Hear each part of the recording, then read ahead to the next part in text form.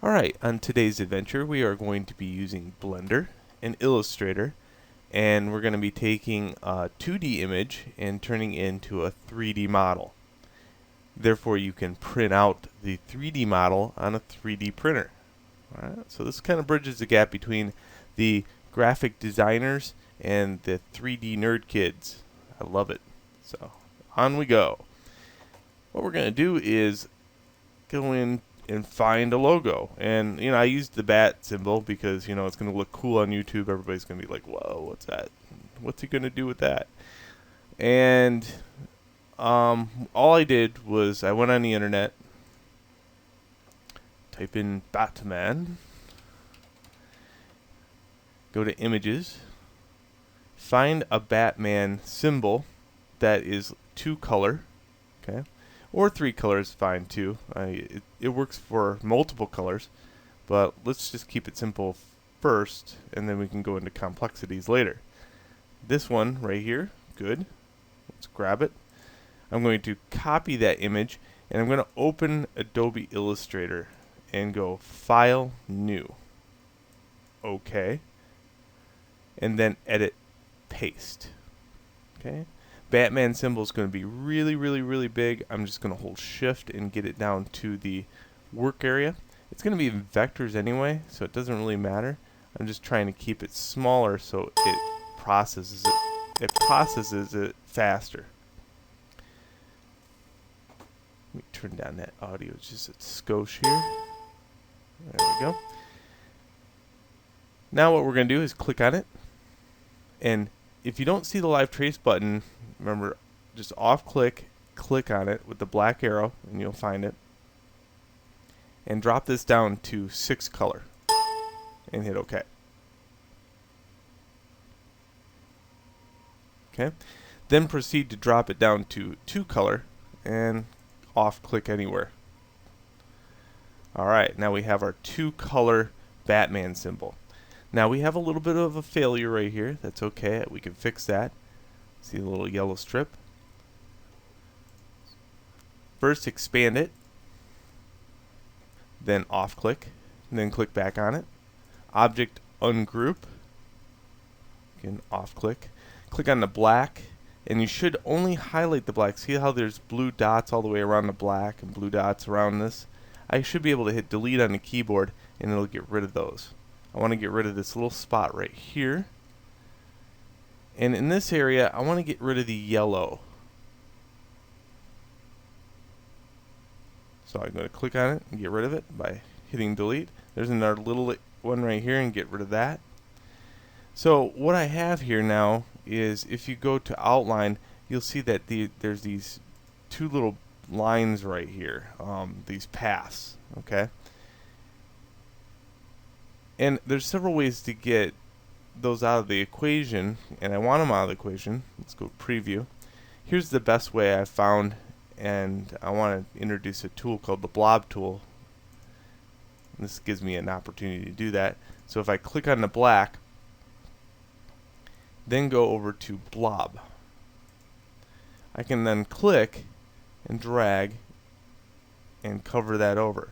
Now what that did is, if you go back to outline, it blended the 2 colors together. You can do this in outline mode too, but make sure that you always have this clicked before you go into Blob. Check your outline, and it's clean. So this is basically what you need. You need a very clean outline, no extra paths.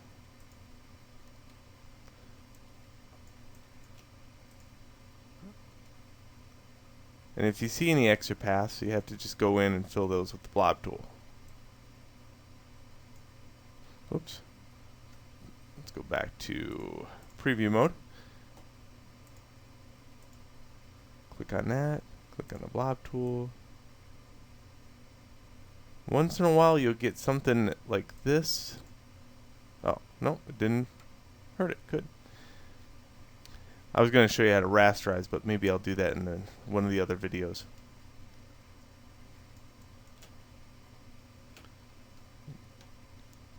Perfect. Now what we're going to do is take this and turn it into a scalable vector graphic. So we go Save As. I have a desktop folder called Logos, and this one's going to be called Batman. No profit shall be made from Batman. It's just the fact that I'm using this for educational purposes only. So DC Comics. This is fan art. Let's go to Batman and Scalable Vector Graphic. Hit Save. Yes, I'll replace that. Make sure it's SVG 1.0 and hit OK. Alright, Blender. I'm going to just make a new Blender and hit Reload Startup File. Keep in mind I like to keep Blender into the Maya workflow. So under User Preferences, I always use Input, Maya, and Maya. I do that to keep students into two paths at the same time. In the long run, they'll be good at Maya too. So click on the cube with the left mouse and X on the keyboard to delete it. File.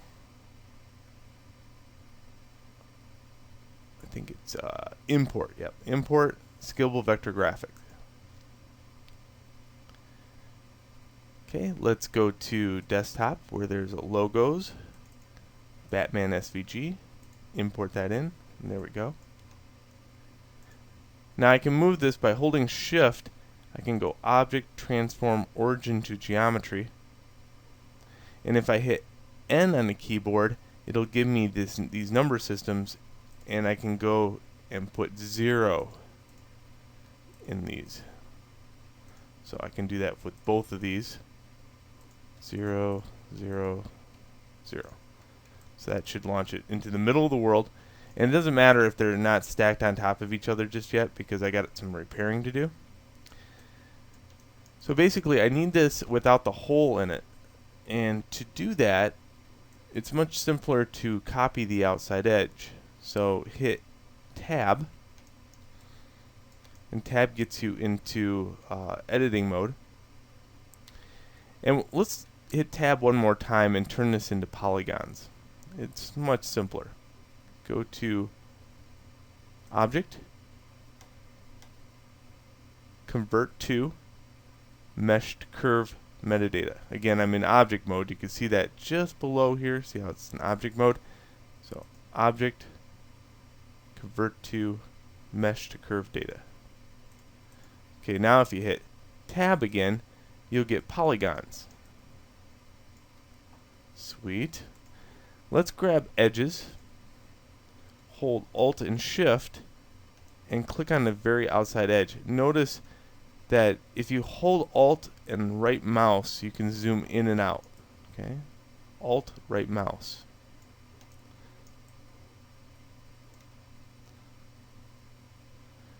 Alt and Shift over on the other side.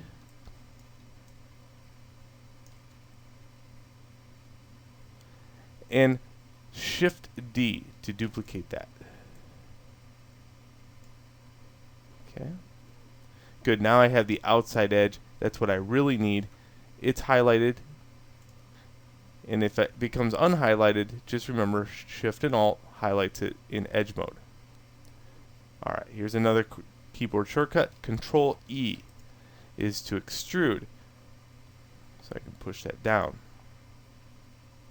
If you don't see your little widget here to move things, it's right here also. It should be on by default, but just in case. Alright, there we go. Now we have an extrude, and now we just need to fill the top and bottom. So Shift Alt, F on the keyboard, Shift Alt, F on the keyboard, and there we go. We have now filled and made a nice little base. We couldn't use the one with the hole in it because if it would print hollow in that area, and that would be bad. Let's get rid of this one. Hit L on the keyboard while moused over the top of it, and hit X on the keyboard to delete faces. Okay, Tab. Highlight Batman, hit Tab, and you can see that this is spline data. So again, let's convert that over to polygons. Object mode. Convert to mesh curve data. Hit tab and now you have polygons.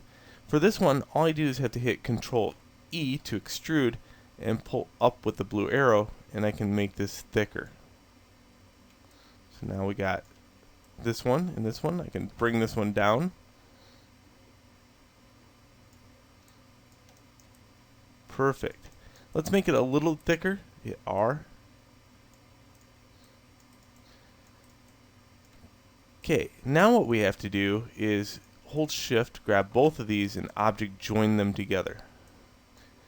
You'll notice if I hit 3 on the number pad and then 5 on the number pad, I can get a side. Z on the keyboard will give me wireframe. Notice that these two forms are touching. They're barely touching, but they are touching nonetheless. That's good. If they do not touch, what's going to happen is it'll print hollow in that area and it'll be bad. So hit L if you need to bring it down, W to move. So you can move that down just a little bit. Okay, ready? Tab. Let's go back to object mode. Let's make this bigger. Right now it's only 3 millimeters. That's pretty small. Okay, so let's hit R on the keyboard, grab the white, and make this bigger. Let's go to about maybe 60, around 60. It doesn't have to be perfectly 60, just around 60. Yeah, right about there. Let's get this into the object. Go Object, Transform, Origin to Geometry. W to move it back up. So what's going to happen here, now its dimensions is 5 millimeters thick. Well, that's pretty thick for your first print if you're using this as a lesson. So we're going to make that thinner. Here's how you do that. So grab it, hit tab, click this, which is the vertex mode, click and drag, and what I can do is bring these down, making it thinner. Okay, now it's 4 millimeters thick, which is about right. 4 millimeters, 3.5, somewhere around there. That's good. Okay, Z if you want to see it again in 3D. And lastly, let's get this out. Let's go File, Export, Still. I'll call this Batman 2 because I already have a Batman, so export still. Now we have to export it to a thing called NetFab, and to find NetFab you just go to Google and type in NetFab and you'll find netfab.com. NetFab is a cleaning agent for all still files. So what we do is go to Services, go to NetFab Cloud Services, go to Browse, and choose your Batman symbol. It's in Desktop, Logos. There it is. And you'll see the certified trust list. This works both on Mac and PC. I'm just going to type in an email address and hit accept. Doesn't matter what email address you use. I use just a junky one. NetFab is an amazing service. If you totally support them or are using this for a commercial grade thing, I would highly buy the software. It is a pretty good software packet. I just clean stills every once in a while, so just me promoting them on a video would probably be good. Download repaired file.